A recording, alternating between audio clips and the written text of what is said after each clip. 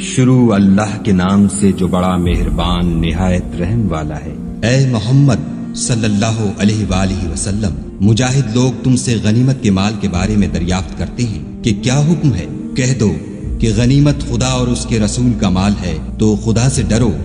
اور آپس میں صلح رکھو، اور اگر ایمان رکھتے ہو تو خدا اور اس کے رسول کے حکم پر چلو۔ مومن تو وہ ہیں کہ جب خدا کا ذکر کیا جاتا ہے تو ان کے دل ڈر جاتے ہیں، اور جب انہیں اس کی آیتیں پڑھ کر سنائی جاتی ہیں تو ان کا ایمان اور بڑھ جاتا ہے، اور وہ اپنے پروردگار پر بھروسہ رکھتے ہیں، اور وہ جو نماز پڑھتے ہیں اور جو مال ہم نے ان کو دیا ہے اس میں سے نیک کاموں میں خرچ کرتے ہیں، یہی سچے مومن ہیں، اور ان کے لیے پروردگار کے ہاں بڑے بڑے درجے اور بخشش اور عزت کی روزی ہے۔ ان لوگوں کو اپنے گھروں سے اس طرح نکلنا چاہیے تھا جس طرح تمہارے پروردگار نے تم کو تدبیر کے ساتھ اپنے گھر سے نکالا، اور اس وقت مومنوں کی ایک جماعت ناخوش تھی۔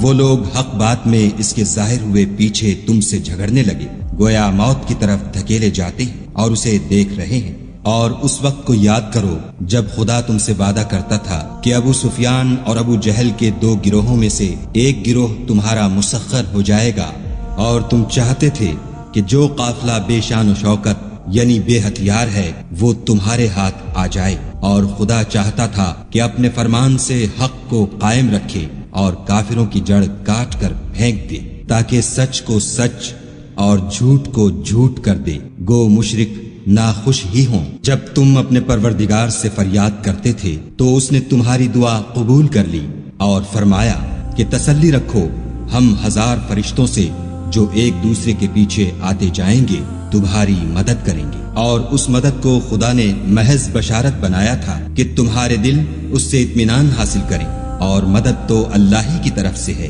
بے شک خدا غالب حکمت والا ہے۔ جب اس نے تمہاری تسکین کے لیے اپنی طرف سے تمہیں نیند کی چادر اڑا دی اور تم پر آسمان سے پانی برسا دیا تاکہ تم کو اس سے نہلا کر پاک کر دے اور شیطانی نجاست کو تم سے دور کر دے، اور اس لیے بھی کہ تمہارے دلوں کو مضبوط کر دے اور اس سے تمہارے پاؤں جمائے رکھے۔ جب تمہارا پروردگار فرشتوں کو ارشاد فرماتا تھا کہ میں تمہارے ساتھ ہوں، تم مومنوں کو تسلی دو کہ ثابت قدم رہیں، میں ابھی ابھی کافروں کے دلوں میں رعب و ہیبت ڈالے دیتا ہوں، تو ان کے سر مار کر اڑا دو اور ان کا پور پور مار کر توڑ دو۔ یہ سزا اس لیے دی گئی کہ انہوں نے خدا اور اس کے رسول کی مخالفت کی، اور جو شخص خدا اور اس کے رسول کی مخالفت کرتا ہے تو خدا بھی سخت عذاب دینے والا ہے۔ یہ مزہ تو یہاں چکھو اور یہ جانے رہو کہ کافروں کے لیے آخرت میں دوزخ کا عذاب بھی تیار ہے۔ اے اہل ایمان، جب میدان جنگ میں کفار سے تمہارا مقابلہ ہو تو ان سے پیٹھ نہ پھیرنا،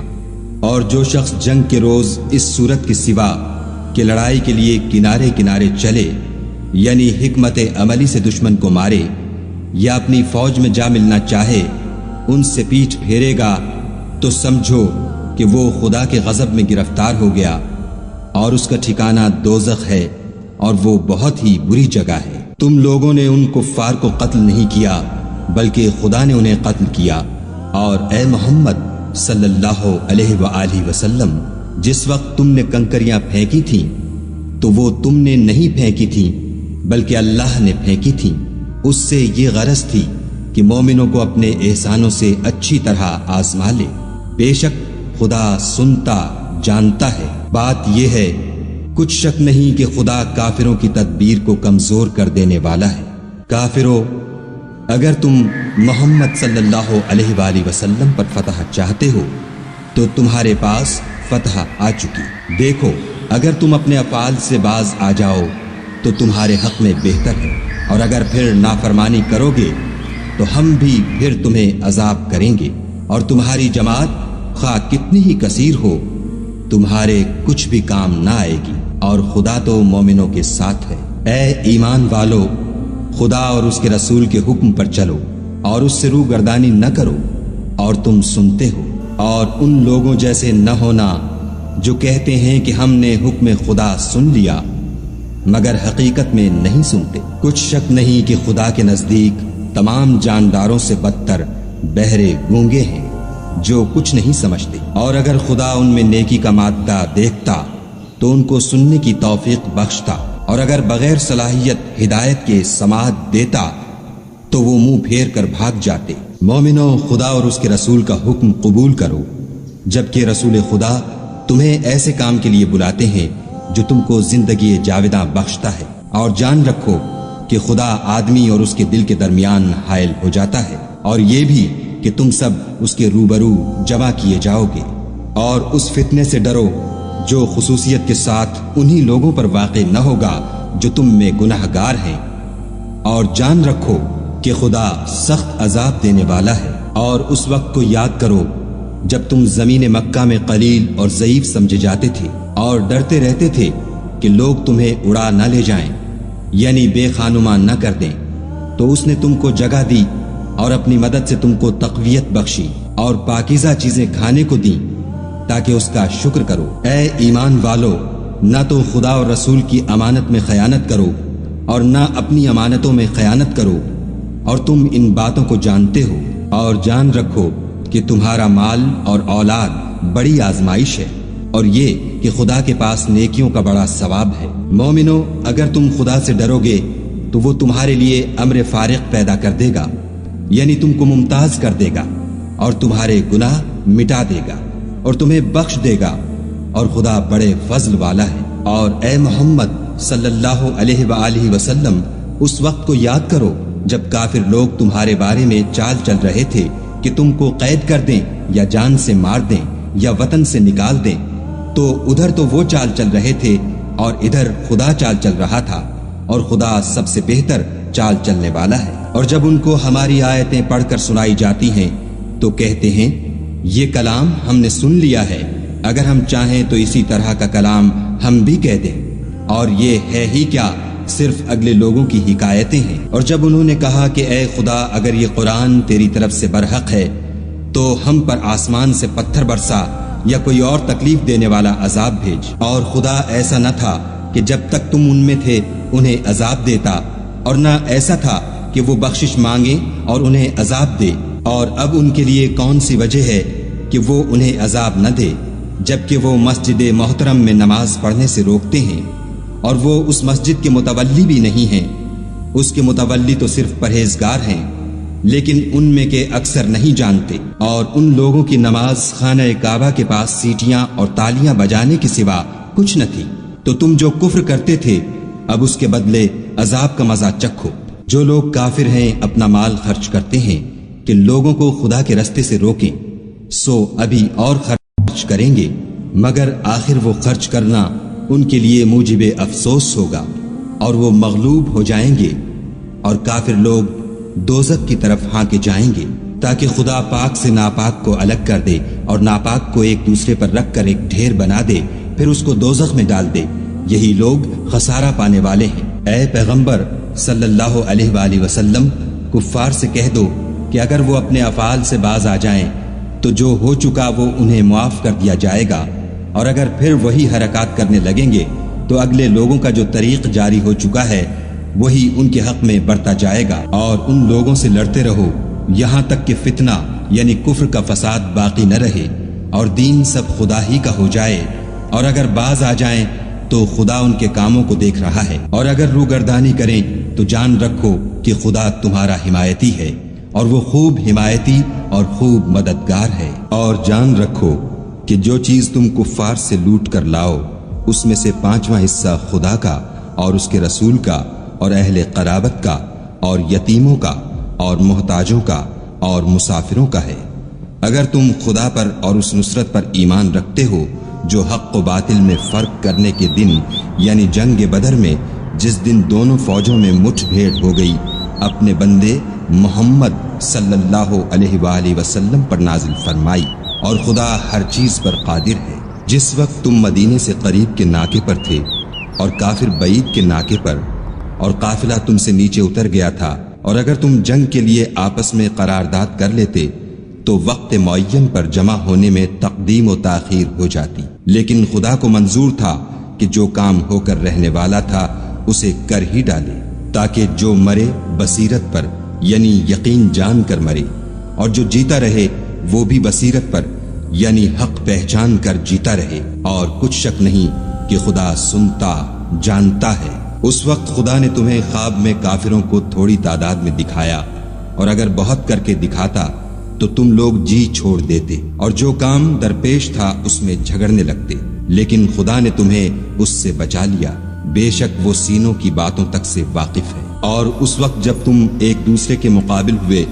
تو کافروں کو تمہاری نظروں میں تھوڑا کر کے دکھاتا تھا اور تم کو ان کی نگاہوں میں تھوڑا کر کے دکھاتا تھا، تاکہ خدا کو جو کام کرنا منظور تھا اسے کر ڈالے، اور سب کاموں کا رجوع خدا ہی کی طرف ہے۔ مومنو، جب کفار کی کسی جماعت سے تمہارا مقابلہ ہو تو ثابت قدم رہو اور خدا کو بہت یاد کرو تاکہ مراد حاصل کرو، اور خدا اور اس کے رسول کے حکم پر چلو اور آپس میں جھگڑا نہ کرنا، کہ ایسا کرو گے تو تم بزدل ہو جاؤ گے اور تمہارا اقبال جاتا رہے گا، اور صبر سے کام لو کہ خدا صبر کرنے والوں کا مددگار ہے۔ اور ان لوگوں جیسے نہ ہونا جو اتراتے ہوئے یعنی حق کا مقابلہ کرنے کے لیے اور لوگوں کو دکھانے کے لیے گھروں سے نکل آئے اور لوگوں کو خدا کی راہ سے روکتے ہیں، اور جو اعمال یہ کرتے ہیں خدا ان پر احاطہ کیے ہوئے ہے۔ اور جب شیطانوں نے ان کے اعمال ان کو آراستہ کر دکھائے اور کہا کہ آج کے دن لوگوں میں کوئی تم پر غالب نہ ہوگا اور میں تمہارا رفیق ہوں، لیکن جب دونوں فوجیں ایک دوسرے کے مقابل صف آرا ہوئیں تو پسپا ہو کر چل دیا اور کہنے لگا کہ مجھے تم سے کوئی واسطہ نہیں، میں تو ایسی چیزیں دیکھ رہا ہوں جو تم نہیں دیکھ سکتے، مجھے تو خدا سے ڈر لگتا ہے اور خدا سخت عذاب کرنے والا ہے۔ اس وقت منافق اور کافر جن کے دلوں میں مرض تھا کہتے تھے کہ ان لوگوں کو ان کے دین نے مغرور کر رکھا ہے، اور جو شخص خدا پر بھروسہ رکھتا ہے تو خدا غالب حکمت والا ہے۔ اور کاش تم اس وقت کی کیفیت دیکھو جب فرشتے کافروں کی جانیں نکالتے ہیں، ان کے منہوں اور پیٹھوں پر کوڑے اور ہتھوڑے وغیرہ مارتے ہیں اور کہتے ہیں کہ اب عذاب آتش کا مزہ چکھو، یہ ان اعمال کی سزا ہے جو تمہارے ہاتھوں نے آگے بھیجے ہیں، اور یہ جان رکھو کہ خدا بندوں پر ظلم نہیں کرتا۔ جیسا حال فرعونیوں اور ان سے پہلے لوگوں کا ہوا تھا ویسا ہی ان کا ہوا کہ انہوں نے خدا کی آیتوں سے کفر کیا، تو خدا نے ان کے گناہوں کی سزا میں ان کو پکڑ لیا، بے شک خدا زبردست اور سخت عذاب دینے والا ہے۔ یہ اس لیے کہ جو نعمت خدا کسی قوم کو دیا کرتا ہے جب تک وہ خود اپنے دلوں کی حالت نہ بدل ڈالیں خدا اسے نہیں بدلا کرتا، اور اس لیے کہ خدا سنتا جانتا ہے۔ جیسا حال فرعونیوں اور ان سے پہلے لوگوں کا ہوا تھا ویسا ہی ان کا ہوا، انہوں نے اپنے پروردگار کی آیتوں کو جھٹلایا تو ہم نے ان کو ان کے گناہوں کے سبب ہلاک کر ڈالا اور فرعونیوں کو ڈبو دیا، اور وہ سب ظالم تھے۔ جانداروں میں سب سے بدتر خدا کے نزدیک وہ لوگ ہیں جو کافر ہیں، سو وہ ایمان نہیں لاتے۔ جن لوگوں سے تم نے صلح کا عہد کیا ہے پھر وہ ہر بار اپنے عہد کو توڑ ڈالتے ہیں اور خدا سے نہیں ڈرتے، اگر تم ان کو لڑائی میں پاؤ تو انہیں ایسی سزا دو کہ جو لوگ ان کے پسے پشت ہوں وہ ان کو دیکھ کر بھاگ جائیں، عجب نہیں کہ ان کو اس سے عبرت ہو۔ اور اگر تم کو کسی قوم سے دغا بازی کا خوف ہو تو ان کا عہد انہی کی طرف پھینک دو اور برابر کا جواب دو، کچھ شک نہیں کہ خدا دغا بازوں کو دوست نہیں رکھتا۔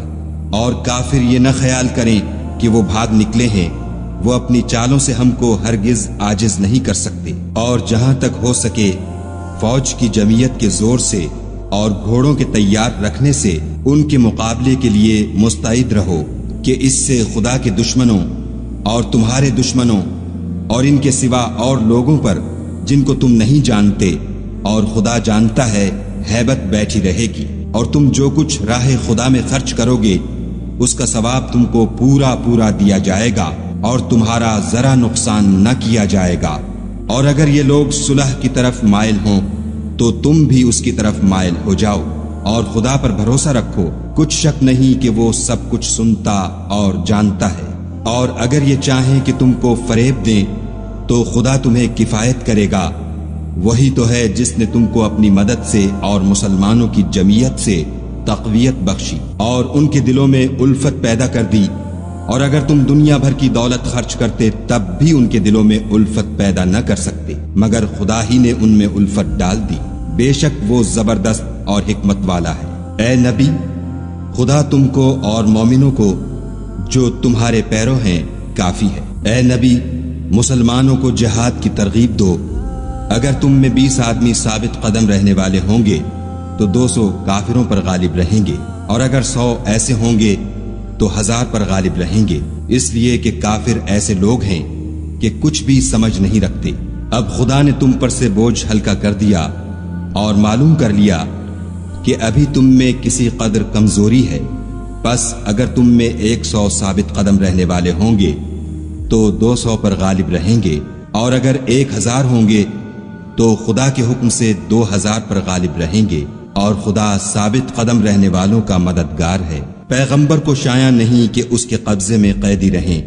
جب تک کافروں کو قتل کر کے زمین میں کثرت سے خون نہ بہا دے۔ تم لوگ دنیا کے مال کے طالب ہو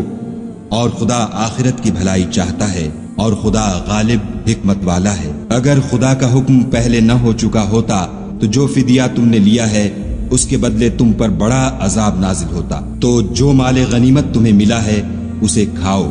کہ وہ تمہارے لیے حلال طیب ہے، اور خدا سے ڈرتے رہو، بے شک خدا بخشنے والا مہربان ہے۔ اے پیغمبر، جو قیدی تمہارے ہاتھ میں گرفتار ہیں ان سے کہہ دو کہ اگر خدا تمہارے دلوں میں نیکی معلوم کرے گا تو جو مال تم سے چھن گیا ہے اس سے بہتر تمہیں عنایت فرمائے گا، اور تمہارے گناہ بھی معاف کر دے گا، اور خدا بخشنے والا مہربان ہے۔ اور اگر یہ لوگ تم سے دغا کرنا چاہیں گے تو یہ پہلے ہی خدا سے دغا کر چکے ہیں، تو اس نے ان کو تمہارے قبضے میں کر دیا، اور خدا دانا حکمت والا ہے۔ جو لوگ ایمان لائے اور وطن سے ہجرت کر گئے اور خدا کی راہ میں اپنے مال اور جان سے لڑے وہ، اور جنہوں نے ہجرت کرنے والوں کو جگہ دی اور ان کی مدد کی وہ آپس میں ایک دوسرے کے رفیق ہیں۔ اور جو لوگ ایمان تو لے آئے لیکن ہجرت نہیں کی تو جب تک وہ ہجرت نہ کریں تم کو ان کی رفاقت سے کچھ سروکار نہیں، اور اگر وہ تم سے دین کے معاملات میں مدد طلب کریں تو تم کو مدد کرنی لازم ہے، مگر ان لوگوں کے مقابلے میں کہ تم میں اور ان میں صلح کا عہد ہو مدد نہیں کرنی چاہیے، اور خدا تمہارے سب کاموں کو دیکھ رہا ہے۔ اور جو لوگ کافر ہیں وہ بھی ایک دوسرے کے رفیق ہیں۔ تو مومنو، اگر تم یہ کام نہ کرو گے تو ملک میں فتنہ برپا ہو جائے گا اور بڑا فساد مچے گا۔ اور جو لوگ ایمان لائے اور وطن سے ہجرت کر گئے اور خدا کی راہ میں لڑائیاں کرتے رہے، اور جنہوں نے ہجرت کرنے والوں کو جگہ دی اور ان کی مدد کی، یہی لوگ سچے مسلمان ہیں، ان کے لیے خدا کے ہاں بخشش اور عزت کی روزی ہے۔ اور جو لوگ بعد میں ایمان لائے اور وطن سے ہجرت کر گئے اور تمہارے ساتھ ہو کر جہاد کرتے رہے، وہ بھی تمہیں میں سے ہیں، اور رشتہ دار خدا کے حکم کی روح سے ایک دوسرے کے زیادہ حقدار ہیں۔ کچھ شک نہیں کہ خدا ہر چیز سے واقف ہے۔